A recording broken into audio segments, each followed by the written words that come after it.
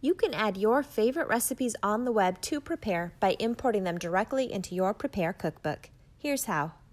First, use your browser to navigate to the website where the recipe appears. Tap the URL at the top of the screen and select the copy option to copy the URL.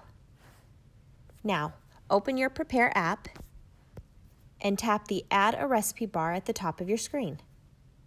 Select the bottom option, Add a Web Recipe, and Prepear will automatically load the recipe page for you. Tap the green bookmark icon at the top right corner to add the recipe to your cookbook. Look over the recipe to make sure it appears how you want.